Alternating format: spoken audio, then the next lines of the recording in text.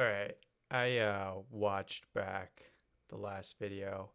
My tone was definitely a lot more confrontational and hostile than I was expecting, but rather than redoing it, I figure I'll just balance it out as best I can and acknowledge uh, when I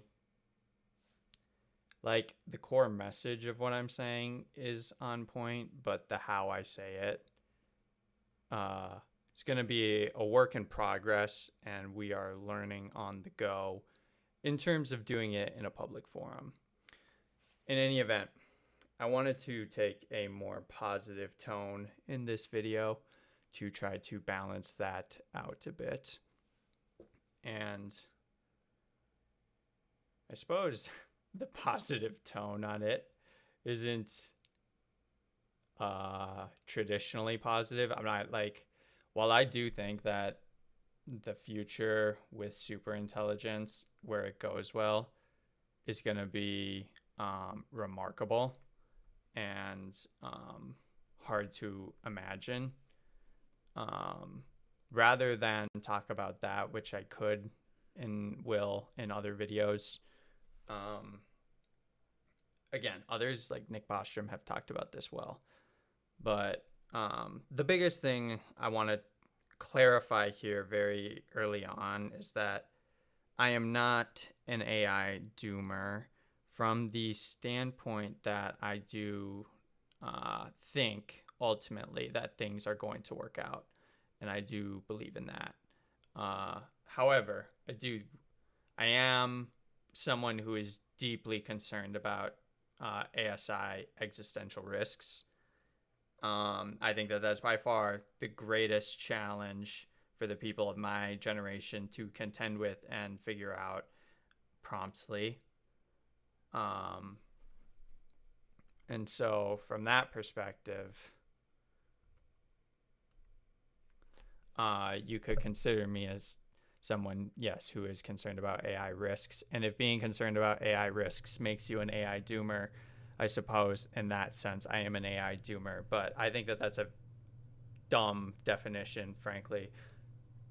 Just going to keep this one more positive. Got to check myself. Um, so what I mean,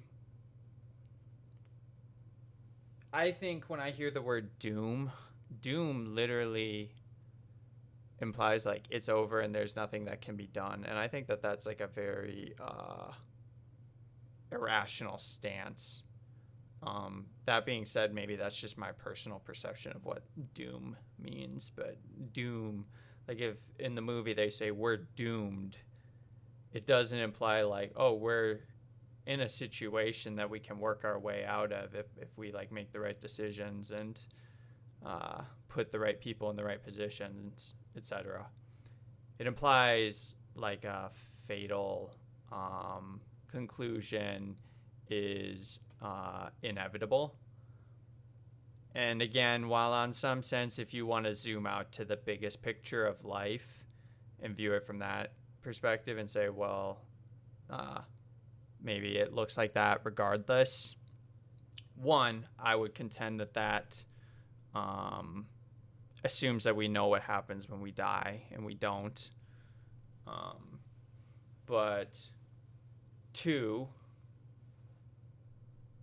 I lost my train of thought completely. Um, so yeah, this is why I don't think. uh, this is why I do believe super intelligence, existential risks are the most important thing. Like, if you're aiming your crosshairs at something, that is what you should be aiming your crosshairs at if you want to do something impactful for humanity, in my opinion.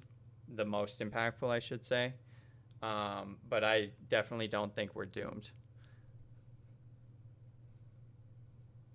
And in fact, I do think that there could be a lot of positives, and maybe I should be trying to focus on those more. It's just that I am, at the end of the day, an engineer in training, and my bread and butter is stuff like failure modes error codes, troubleshooting, etc.